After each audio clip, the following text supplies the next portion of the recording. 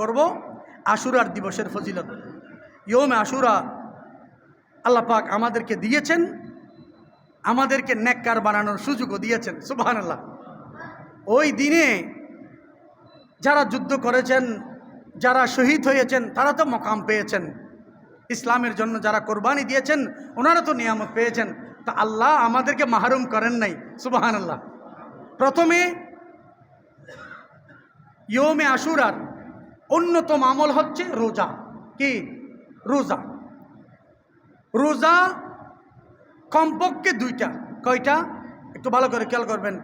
ইয়ৌমে আশুরা, আশুরা মানে তো 10ম তারিখ, তো 10ম তারিখ মানে 10 তারিখের রোজা, কিন্তু আমরা একটা রাখবো না, আমরা রাখবো কয়টা?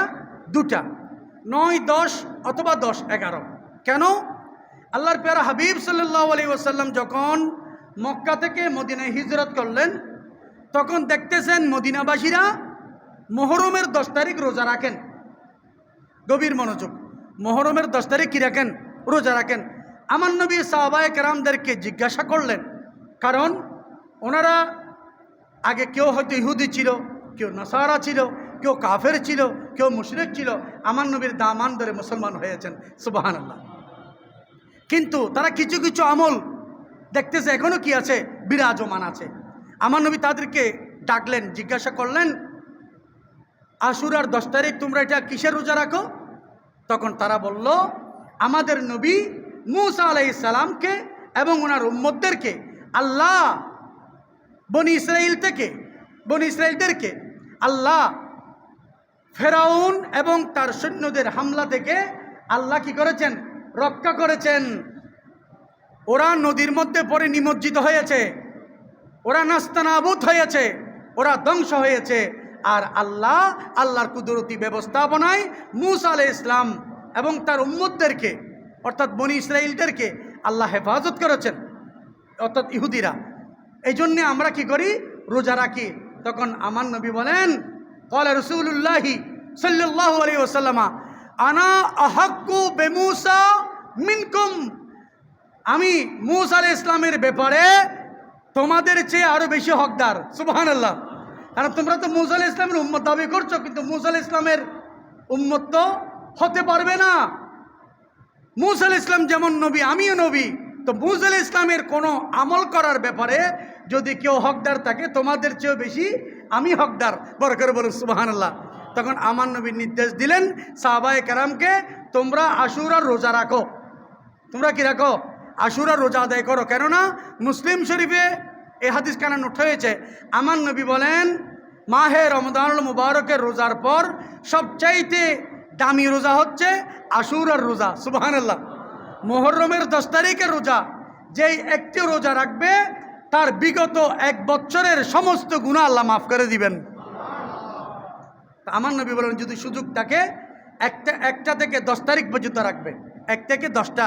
একেবারে যদি অপারগ হয়ে যাও তাহলে 9, 10 অথবা 10, 11। আমার নবী বলেন শুধু একটা রাখবে না। কেন?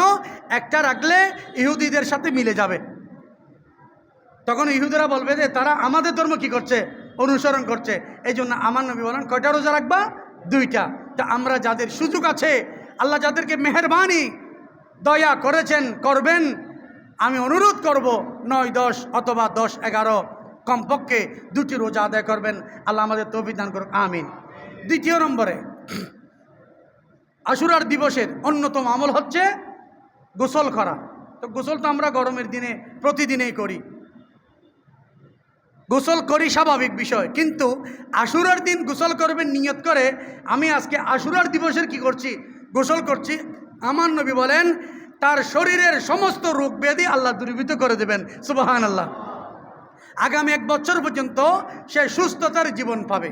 দ্বিতীয় নম্বর, যতটুকু যার সম্ভব হয় গরিব মিসকিন এতিমদেরকে খানাফিনা খাওয়াবেন, যতটুকু সম্ভব যেভাবে পারেন। যদি আপনি একজন মিসকিনকে আপনি খানা খাওয়ালেন, একজন এতিমকে খানা খাওয়ালেন, পারলে 10 জন, পারলে 20 জন, না পারলে একটু শরবত খাওয়ালেন। আমার নবী বলেন, যদি কেউ আশুরার দিবসে কাউকে শরবত পান করালো, কিয়ামতের ময়দানে আমি আমার হাতে তাকে হাউজে কাউসারের পানি পান করাবো। আর যদি কেউ একে অপরকে যদি খানা খাওয়ায়, তার জীবনে খানার কষ্ট কোনোদিন, রিজিকের কষ্ট হবে না, খাবারের কষ্ট হবে না। আল্লাহ ইয়মে আশুরায় অন্যকে খানা খাওয়ানোর কারণে আল্লাহ তার রিজিকের মধ্যে ফরাগত দান করবেন। দ্বিতীয় নম্বর, আমরা যে খানাগুলো পাকাই সেখানে আমরা হফত দানা ব্যবহার করি, বিভিন্ন ধরনের কিছু দানা বুট আমরা ব্যবহার করি। এটা নূহ আলাইহিস ইসলামের সুন্নত, বড় করে বলুন সুবহানাল্লাহ। নূহ আলাইহিস ইসলাম যখন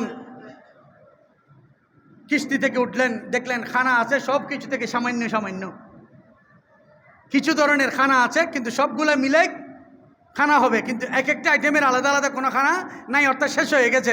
তখন নূহ আলাইহিস ইসলাম বলেন সব কিছুকে একত্রিত করে খানা পাকাও, বড় করে বলুন সুবহানাল্লাহ। ওইটা আমরা নবীর সুন্নত আদায় করি। পাশাপাশি কারবালার জমিনে যখন 10ম তারিখ একেবারে সব কিছু খানা পিনাও শেষ, সব কিছু শেষ, তখন ওই 10ম তারিখ কারবালার জমিনের অবশিষ্ট যারা ছিলেন, যা কয়েকজন সদস্য ছিলেন, তন্মধ্যে ওনারা যে খানাগুলো ছিল ওগুলাকে একসাথে মিশ্রণ করে এগুলা পাকানোর পর খানা খেয়েছেন। এই জন্যে আমরা হফতাদানে দিয়ে খানা খাই। এটা আলাদা কোনো কিছু নয়, না দিলেও কোনো সমস্যা নাই, কথা বুঝবেন ভালো করে। দিতেও হবে এমন কোনো কথা নাই, এগুলো দিলে তো এমনিই মজা হয়, ঠিক না?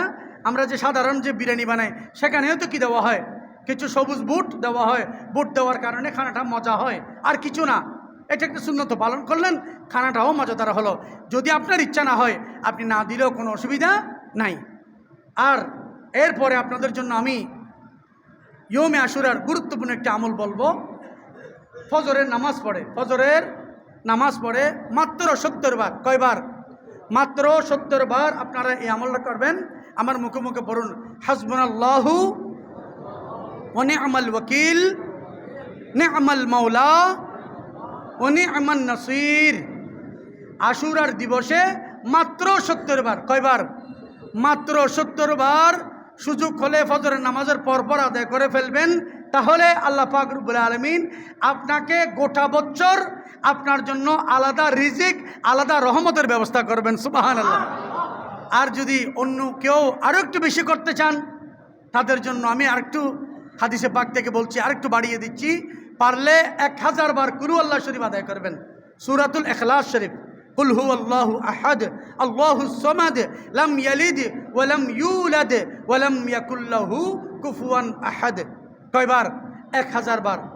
না পারলে কমপক্ষে 100 বার, এবং কমপক্ষে 100 বার দরুদ শরীফ আদায় করবেন। কমপক্ষে পারলে বাড়িয়ে করবেন। ওই দিনটা আমলের জন্য সুযোগ থাকলে বরাদ্দ রাখেন, তাহলে আপনাকে ওই দিনের উসিলায় আল্লাহ পাক রব্বুল আলামিন গোটা বছরে রিজিকে, হায়াতে, ইলমে, আমলে, দৌলতে, রহমতে, বরকতে আল্লাহ অফুরান করে দিবেন। বড় করে বলুন না সুবহানাল্লাহ।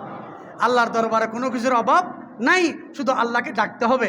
আল্লাহ বলেন, ফাযকুরুনি আযকুরুকুম। হে আমার বান্দারা, তোমরা আমাকে ডাকো, তোমরা আমাকে স্মরণ করো, তো আমি আল্লাহ তোমাদের স্মরণ করব। সুবহানাল্লাহ। স্মরণ মানে কি? আপনার যা কিছু যখন প্রয়োজন এটা আল্লাহর পক্ষ থেকে হয়ে যাবে। বড় করে বলুন না সুবহানাল্লাহ। আল্লাহ পাক এইভাবে আমাদেরকে আশুরার আমল করে আশুরা দিবস উদযাপন করার আল্লাহ তৌফিক দান করুক। আমিন। ওয়া আখিরু দাওয়ানা আনিল হামদুলিল্লাহি রাব্বিল আলামিন। আসসালামু আলাইকুম ওয়া রাহমাতুল্লাহ। যারা সুন্নত আদায় করেননি